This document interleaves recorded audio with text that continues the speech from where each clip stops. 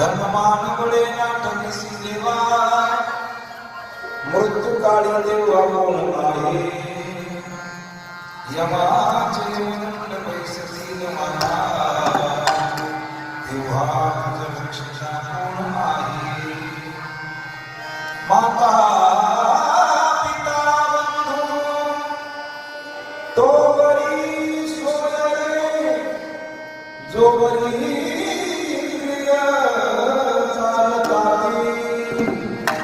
सर्वस्व स्वामी मनविसी जमता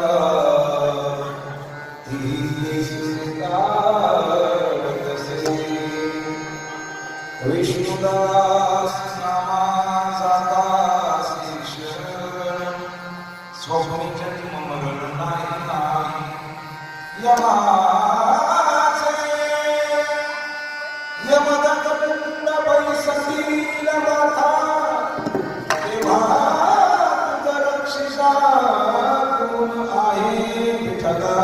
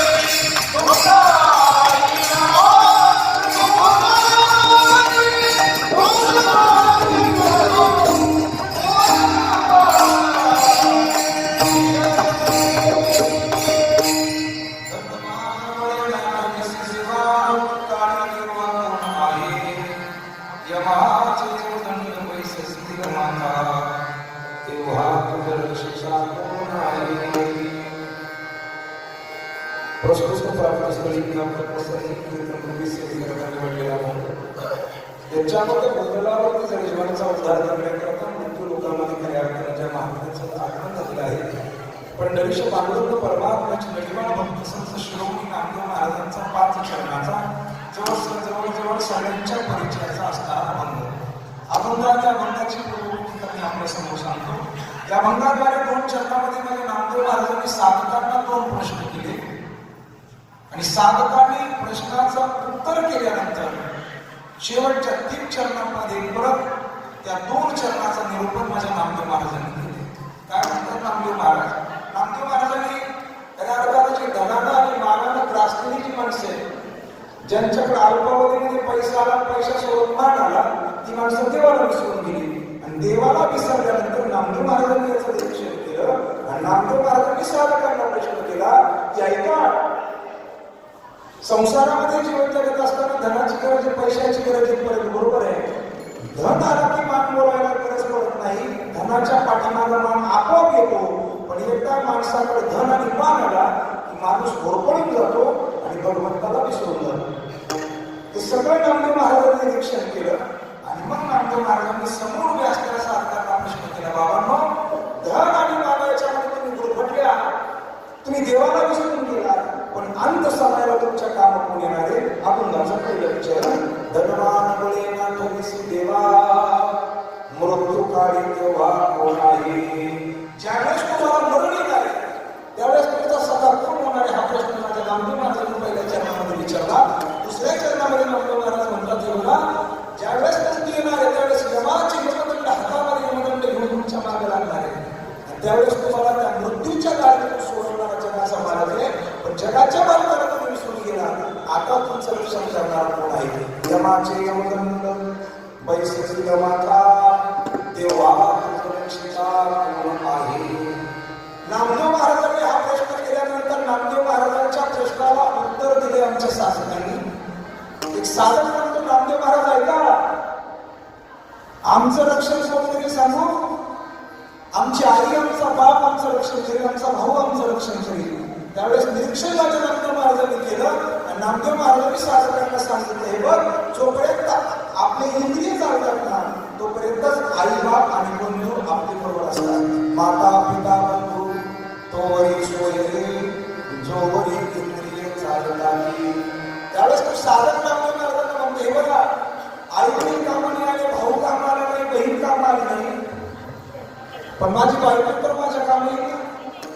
10,000 लोकांमध्ये ज्या बायकोला माझ्याबरोबर सप्तपदीच्या फेऱ्या घेतल्या ती बायको माझ्या कामी येत म्हटली अंत समयाला. त्यावेळेस नामदेव महाराज म्हणले, अरे बायको तो सगळ्या जगाची लावणी, ती कामा येणार नाही, ती फक्त पैशाची भोगिरी, ती पात्राची गेली, ती तुमच्या कामी येणार नाही. सर्वस्व स्वामिनी मनविसी कांता ती बायको तुमच्या काम येणार नाही.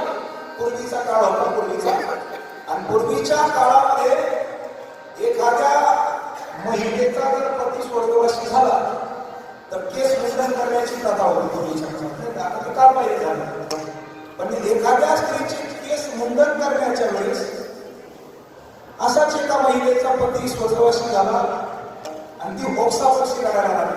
ती खूप तिखट दाखवून आला, मोठ्या लढायला लागली, तिचे केस कापत होते, मुंडन करत होते.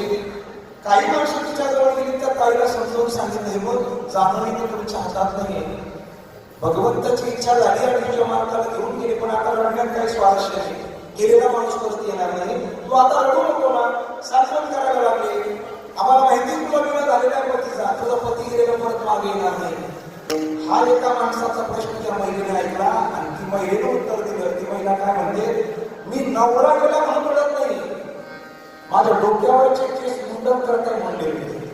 केस सर्वस्व स्वामी मनविसी कांता आणि मग नामदेव महाराज शेवटच्या चरणामध्ये म्हणतात की तुम्ही पंढरीश पांडुरंग परमात्माची शरणागती पत्करा. तोच जगाचा मालक आहे, त्याच्या सत्तेने तुम्ही आम्ही जन्माला आलोय आणि आम्हाला या मृत्यूच्या गाड्यातून वाचवणारा सुखरूप असा जर कोण आहे तर तो माझा पंढरीचा पांडुरंग परमात्मा आहे. अंत काळी मी परदेशी ऐसे जाणून मानसी, जगाच्या मालकाशिवाय आम्हाला कोण नाहीये. हा देहाचा नश्वर आहे. आणि भगवंताने तो आम्हाला दान दिलाय. देवे दिला ते भजना कोणता, तो या झाला पाठीमागेचा. म्हणून त्याचं भजन करा. का? कारण हा जन्म आम्हाला स्वप्नात सुद्धा परत मिळणार नाही. स्वप्नी जन्म मरण नाही. विष्णुदास नावाचा काशीश यमाचे माता तेव्हा कोण आहे घरा.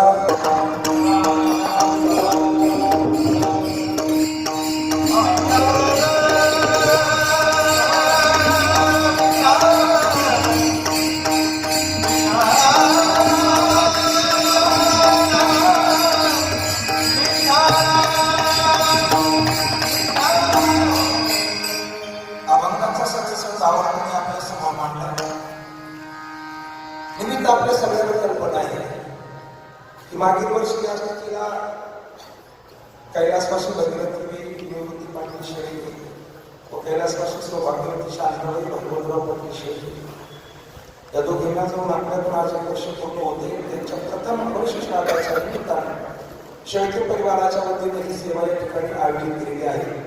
आपल्या आर्यवैदिक हिंदू सनातन धर्मशास्त्रानुसार आत्म्यानं देहाचा त्याग केल्यानंतर महत्वाचा विधी करावा लागतो. त्या पिंडदान असं म्हणतात.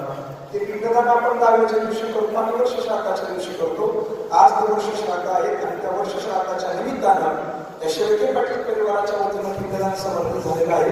आणि त्या पिंडदानामध्ये जे सहभागी आहे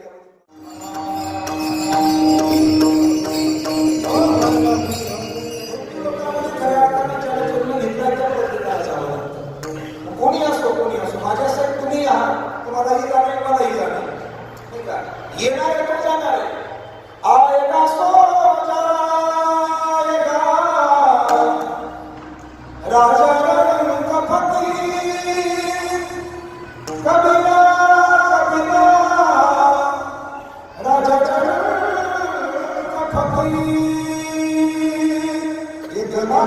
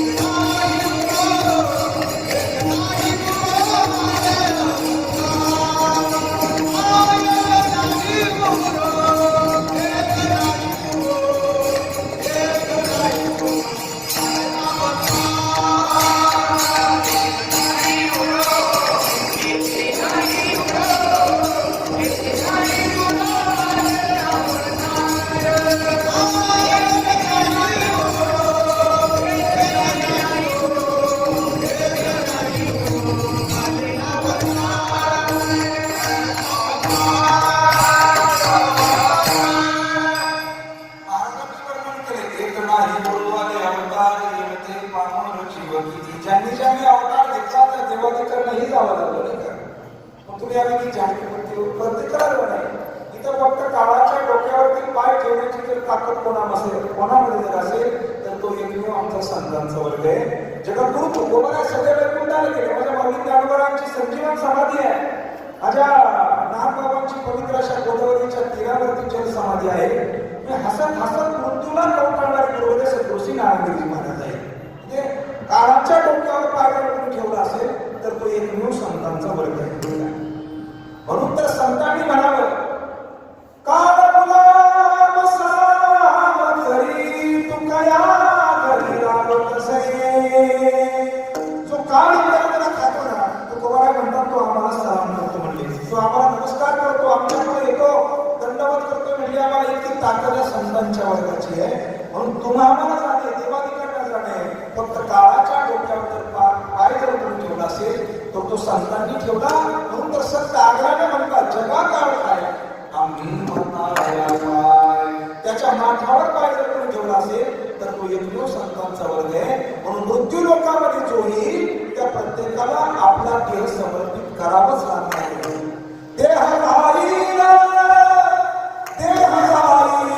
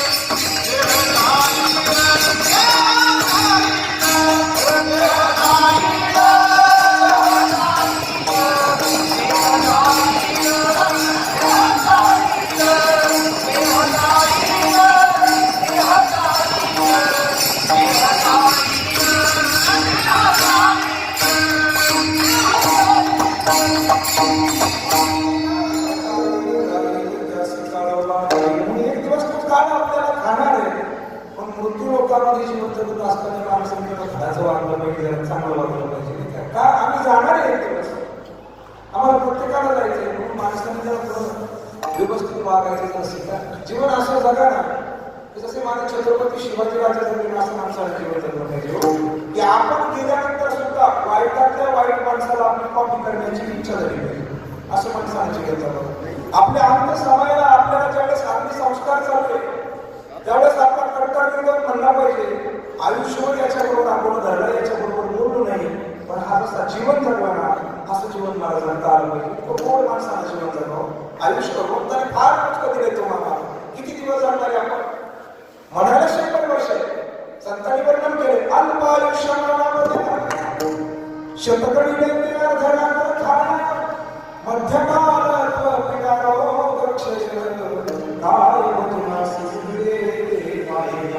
भगवंतांनी अल्प आयुष्य दिले त्याच्यामध्ये निम्म झोपेत गेलं काही आजारपणामध्ये गेलं खाली देवाचं भजन करण्याकरता शिल्लक काय राहिलं काहीच राहिलं नाही का. म्हणून माणसाने जरा सावध झालं पाहिजे. आमच्या संतांनी आमच्याकरता सांगितलं खऱ्या अर्थानं तुम्ही ज्या वेळेस असाल जेवढा तुम्हाला रिकामा वेळ मिळेल ना त्यावेळेस तुम्ही भगवंताचं भजन करा. काळ सारावा चिंतन हात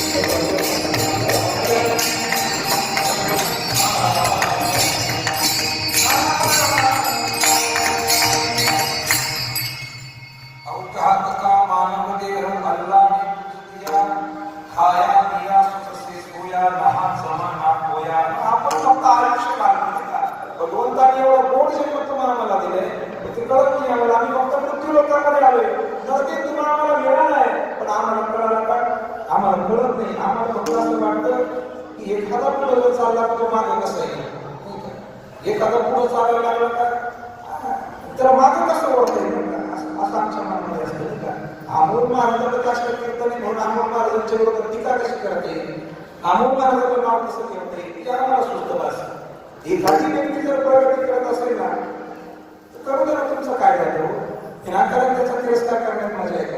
पण ज्याची खऱ्या अर्थानं निंदा होते ना त्याला समजून चालायचं. ज्या अर्थी आपली निंदा होते ना त्या अर्थ आपण योग्य रस्त्याला चाललोय. म्हणजे माणूस पुढे चालायला लागला की माणसं निंदा करतात, पण त्याला समजून घ्यायचं का आपण ज्या दिशेला निघालो तो रस्ता योग्य आहे. भगवंताने एवढं गोड आयुष्य तुम्हाला आम्हाला दिले, मग त्याचं संधीचं सोनं आपल्याला का करता येत नाही? किती गोड जन्म भगवंताने तुम्हाला आम्हाला दिलाय. या शरीरामध्ये भगवंताने एवढी ताकद दिली बघा. याच शरीराने आम्ही भगवान परमात्म्याची प्राप्ती करू शकतोय. डोळ्यामुळे भगवंताच्या बरोबरीने होऊ शकतोय. इतकी ताकद भगवंताने या देहामध्ये तुम्हाला आम्हाला दिली हो.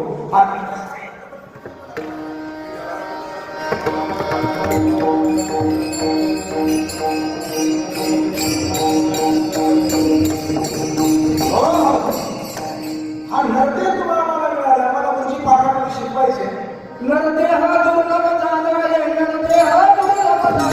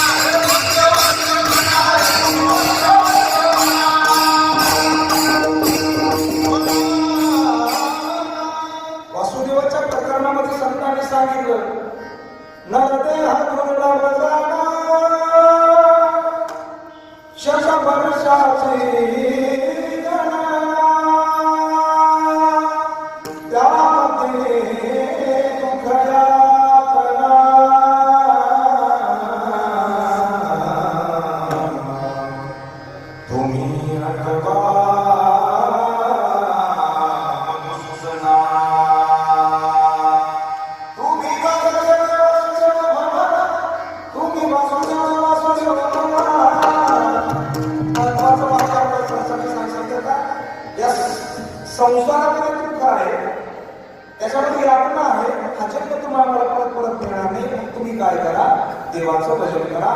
त्या पांडुरंग परमात्म्याची प्राप्ती त्याला होऊ शकते. कशानं? देवाच्या साधनेमध्ये, देवाच्या चिंतनामध्ये एवढी ताकद आहे. देवाचं नाव आम्ही जर घेतलं तर भगवंताची प्राप्ती झाल्याशिवाय जाणार नाही. विठ्ठला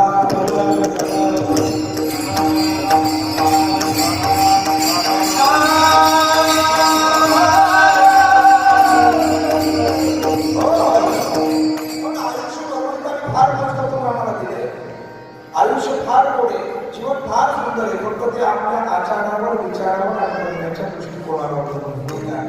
जसं सर सकाळची शाळा भरताना वाजलेला घंटा, सर सकाळची शाळा भरताना वाजलेला घंटा कानाला किती कर्कश वाटतो? आता नाही, ड्युटीच्या वेळेस. पण तोच घंटा जर शाळा सुटताना वाजलो तर कानाला किती गोड वाटतो? तसं हे जीवन आहे. हे जीवन तसं आहे का? बघण्याची दिशा बदला, स्वतःच्या जीवनाची दशा बदलल्याशिवाय राहणार नाही. आयुष्य फार मोठे आहे, फक्त त्याचा अनुभव माणसाला घेता आला पाहिजे. ते जीवन चांगल्या पद्धतीने जगता आलं पाहिजे. ते जीवन आमच्या संतांनी गुरुवेले संतोषी नारायणजी महाराजांचं ते जीवन तुम्हाला आम्हाला जगता आलं पाहिजे. म्हणून दिवा सोन्याचा आहे का मातीचा याला किंमत आहे का? दिवा सोन्याचा आहे का मातीचा याला किंमत नाही, पण तो अंधारामध्ये किती उजळतो त्याला फार किंमत आहे. तसं माणूस श्रीमंत आहे का गरीब याला किंमत नाही का? पण तो दुःखाच्या प्रसंगाच्या वेळेस आपल्याकडे किती वेळ धावून येतो त्याला फार किंमत आहे. म्हणून पैशाला कमवलेल्या माणसापेक्षा, वाक्य परत एकदा ऐका, पैशाला कमवलेल्या माणसापेक्षा स्वभावाला कमवलेली माणसं माणसाला जास्त दिवस सुख देत असतात. म्हणून माणसाचा स्वभाव हा पेढ्यासारखा असायला पाहिजे. पेढा जो पेढा राजवाड्यात जेवढी चव देतो ना तेवढीच चव गरिबाच्या झोपडीत देतो, असा स्वभाव माणसाचा असायला पाहिजे.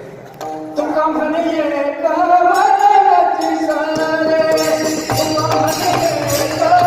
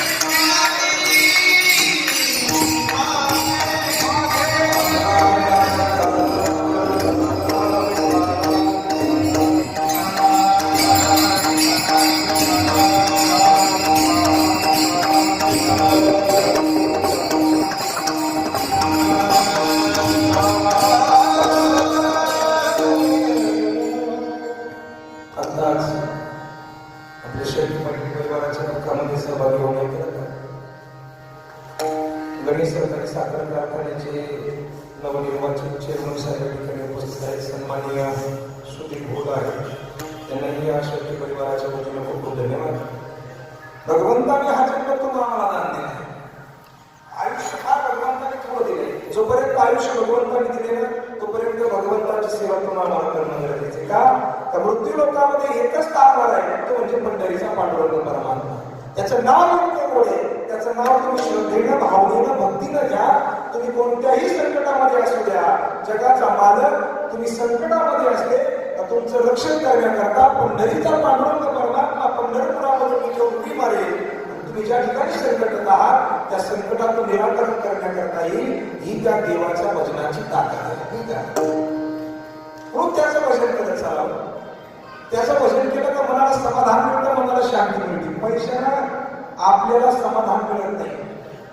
सुख जरूर मिळेल, पैशाला सुख मिळेल, पण पैशाला तुम्हाला समाधान मिळेल का? पैशाला सुख मिळेल, 4 चाकी गाडीत आपण बसतो बरोबर, गुडघ्याचा त्रास कमी होईल, पण समाधान मिळणार आहे का? त्या पैशाला सुख मिळेल पण समाधान मिळणार नाही. समाधान जर मिळेल तर ते भगवंताच्या भजनाला मिळेल. म्हणून त्याचं भजन आमच्या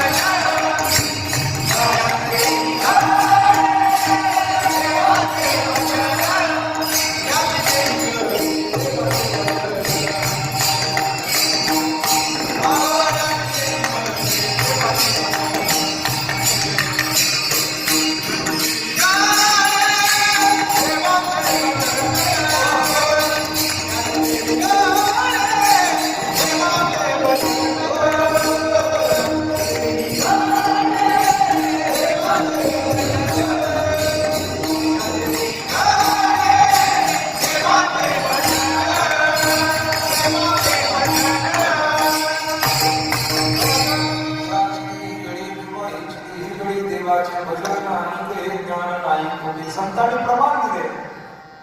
याच देहामध्ये आपल्याला देवाचं भजन घडू शकते. पशुदाय पाप पुण्य जाणती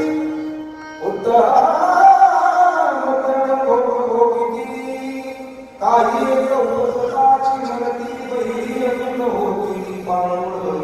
पशुच्या प्राण्याला काय करतो, त्यांना काय करतो. याच देहामध्ये आपण देवाचं भजन करू शकतो, देवाच्या बरोबरीने होऊ शकतो. इतकी ताकद आपल्या देहामध्ये दिली आहे.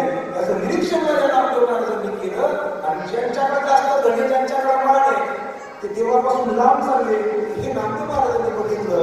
आणि नामदेव महाराजांनी साधकाला प्रश्न केला, जीवनामध्ये जीवन जगत असताना पैशाची गरज आहे, पण त्याबरोबर मानही नाही, हे बरोबर आहे.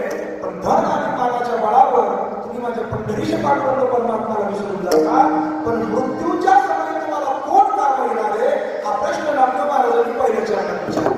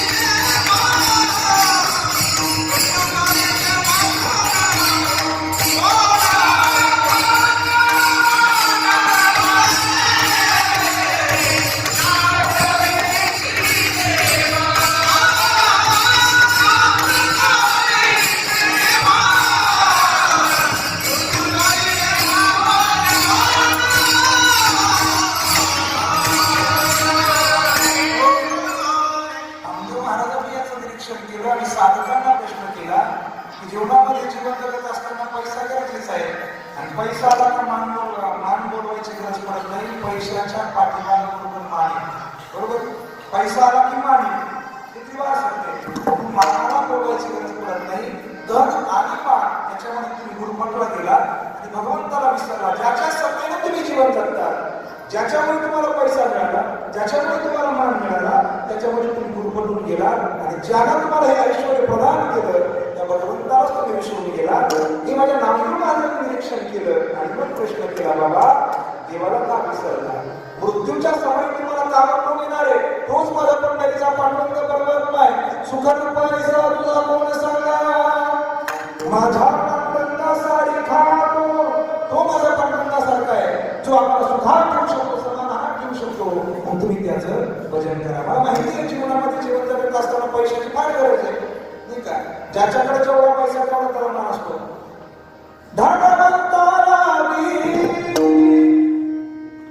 सर्वमान्यता आहे जगी. हो सर्वमान्यता आहे जगी. सर्वमान्यता आहे जगी.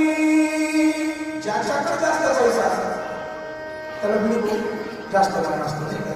पैसा पण सुख कचरा पैसा तेरा तीनला. एखादा पैसा असतो, एखाद्या मुंबईमधून पैसा थोडा पैसा वाढला, नाही का? 2 चाकी विकायला लागला. आता सगळे शिकायला लागले, 4 चाकी तो वाढलेला आहे. मग परसू आणि एखादा फॉर्च्युनर गाडीमध्ये घेण्याला लागला. परसराम पाटील, हा हे पैशाची तीन नाव आहे. जेवणामध्ये जीवन जगत असताना पैशाची गरज आहे, परत बरोबर आहे. आणि आतापासून नाही जात आहे, पूर्वीपासून आलं, भगवान श्रीकृष्णापासून आलं. बरो की होत बडाई गरीब को पूछे ना कोई, हनुमंत कितनीही गिरी उठावे, गिरीधर कहे ना कोई. वास्तविक पाहिलं तर गिरीधर कोण कोणाला पाहिजे होती?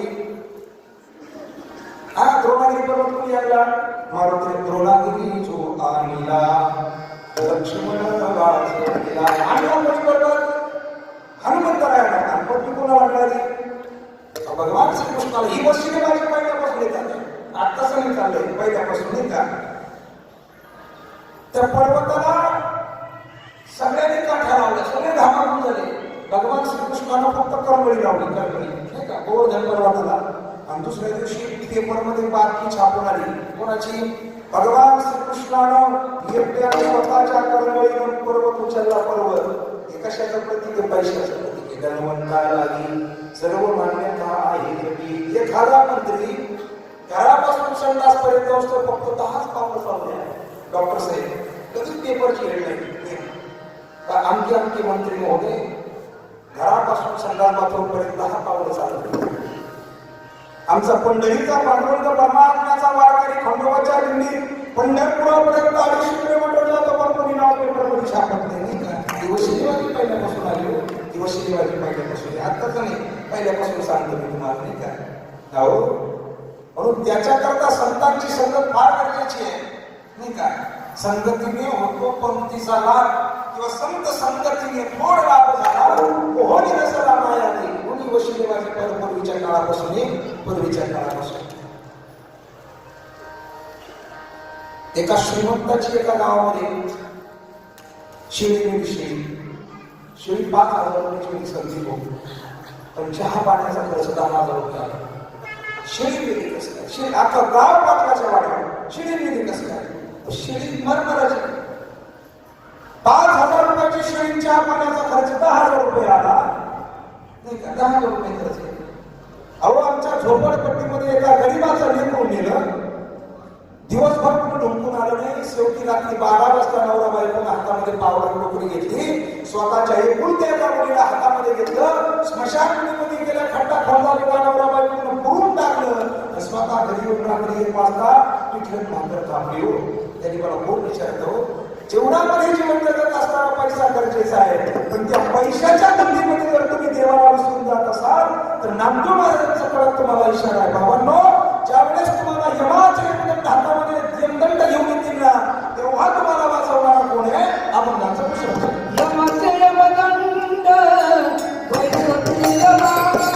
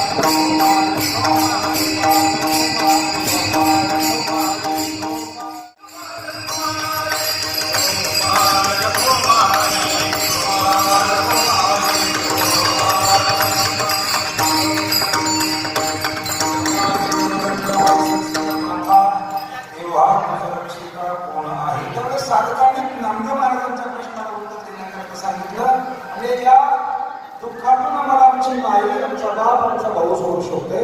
कारण नामदेव महाराजांनी याचं निरीक्षण केलं. नामदेव महाराजांनी प्रति प्रश्न केला की आई बाप जोपर्यंत आहे तोपर्यंत आपल्याला सगळे मानतात, पण आई वडील का निघून गेले की आपलं कोणी येणार नाही.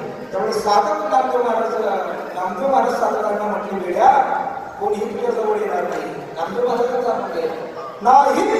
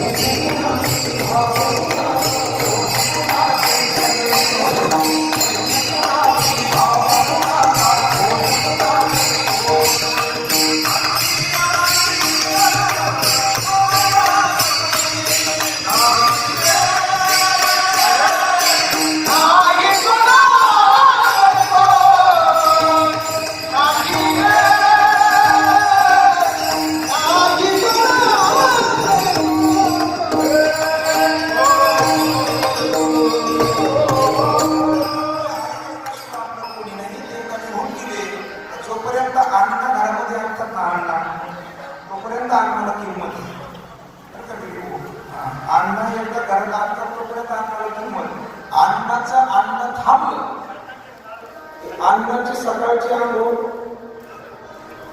4 वाजता कोणी अन्नाला किंमत देत नाही.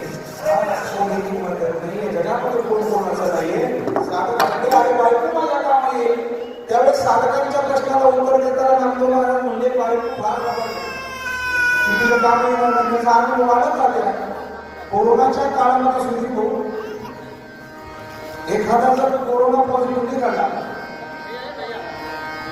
एखादा कोरोना पॉझिटिव्ह आला तर बायको सुद्धा जिच्यावर आपण मनापासून प्रेम करायचं डॉक्टर साहेब ती बायको अशी कुत्र्यासारखी भाकर फेकून आणायची. हाड गेल्या हाड कोणी आहे त्या जगामध्ये आपलं कोणी नाही. फक्त एकच माझा प्रत्यक्ष पांडुरंग परमात्मा. म्हणून त्याची शरणागती पत्करा. कारण स्वप्नात सुद्धा परजन्म मरण नाही.